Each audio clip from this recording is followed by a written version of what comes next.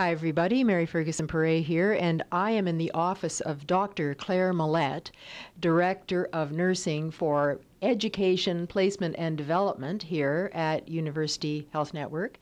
And I'm especially here because I know that you're going to want to hear about all the developments that have happened since Claire joined us, which, of course, we're going to try and do in 5 minutes. But I want to show you a thing of beauty, which is this model that Claire and her team have developed, which shows in one picture the complexity of it, the education plans that they have for nurses from the moment that they're students right through until they're experienced nurses, late career nurses. And so first of all, I just want to say that it's a real treasure here.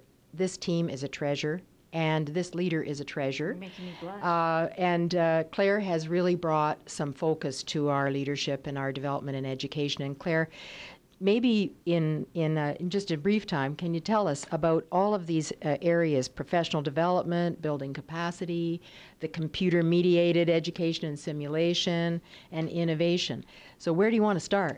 Where do we start? I think, and thank you so much for those very complimentary words, and it's been an honor to be working here at UHN with my team, as you said, Margaret Duff, Heather Pollux, Carolyn McPhee, and all of the educators. But where do we start? Well, I think the whole focus and drive is on academic practice. And how do we implement academic practice every day when we come to work?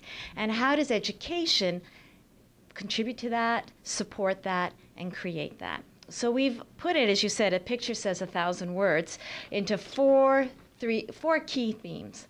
One is the building capacity, which is looking at, as you say, that whole continuum from when the student walks in the door for the very first time to when he either wins the lottery or retires. And what are all those professional development needs in between?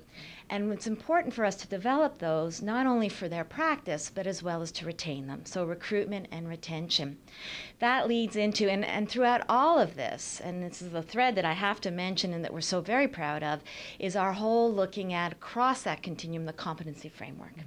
As we shift and we focus on each individual nurse's learning, what are the competencies that she and he need to do every day to provide the best patient-centered care that they can provide, as well as how can we enable them to foster and grow in their own career dreams.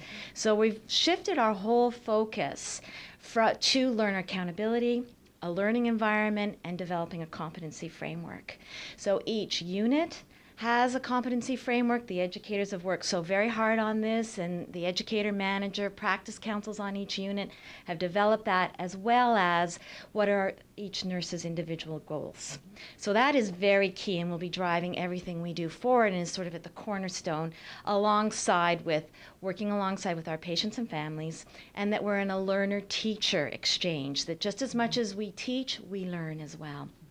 And maybe I can say that this was hotly debated, I think, in terms of getting to these competencies. But when we're trying, every one of us, to be a scholar practitioner, this is the way to go. It's about each of us developing as a professional over time and also meeting the college standards in doing so as well. Right, Claire? Absolutely. It's going to be launched very soon on the intranet, the whole competency framework for each unit. And on there, it will be the professional development planner, and it will outline all of the expectations of the organization, so the mandatory competencies, the unit, the college, because it has changed the standards, and we're all responsible now for meeting 2 competencies per year for the college, as well as our own goals. So it'll all be outlined there, and it's like a roadmap and a planner for each nurse to use to guide her or his professional development. Other wonderful initiatives is, of course, how do we retain our nurses? How do we meet their learning needs? Support them if they want to go back to school. There's $40,000 and more of scholarships, so make sure you apply. Get on the internet and find out about those scholarships so that you are rewarded for your studies. We have all workshops, critical care courses, so I always say to new students and new grads, we are your one-stop destination for all your career goals and dreams. Just we need to work together to get there.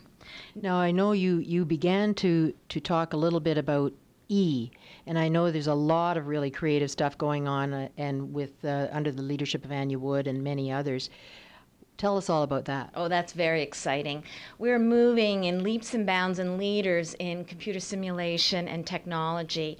Our e-learning modules have grown. We are the envy of so many hospitals. They want to gain access to them, and they've become so much more engaging. When we first started, it was very traditional ways of learning, but now we're using avatars, and they're not blue like the movie that's just come out, but they are avatars of nurses, and that there's an engagement where you get to see video clips, there's games and interactive.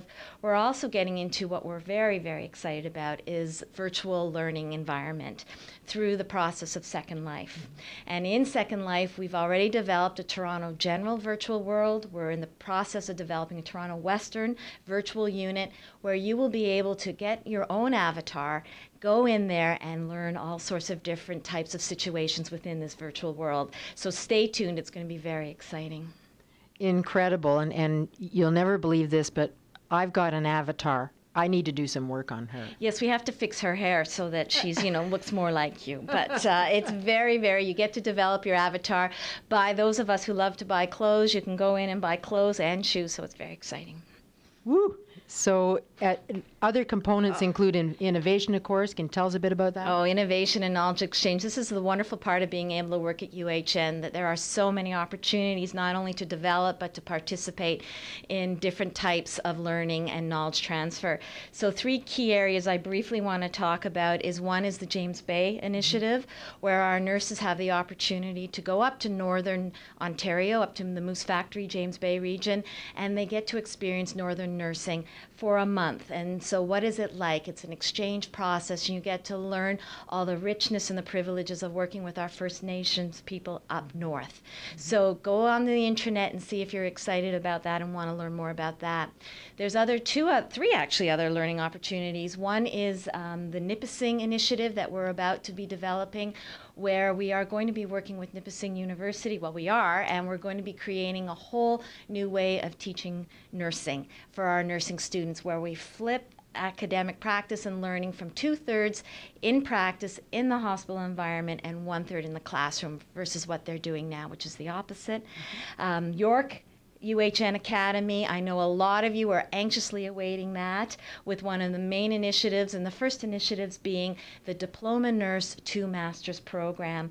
I know the director, Dr. Gail Mitchell, Nadine Cross, who is working with her, and that York and ourselves are working very hard to get that together as fast as we can so that that will be launched, and those nurses who want that opportunity, stay tuned again. We're working on it and doing it as fast as we can to get it through the process. Lastly, led by Dr. Mary Jane Esplin, the D'Souza Institute, looking at all different types of knowledge and learning opportunities for the care of the patient with cancer. So that are all, just a small smidgen in this little bit of time of the exciting initiatives in education. And I think the fourth point is building capacity. I think you've been talking all about that throughout. Any last words, Claire? We look forward to working with you, to developing your own professional goals. How do we get there together so that we provide the best academic practice for our patients and their families? Fantastic. Thanks very much, and thank you for being with us today. Thank you.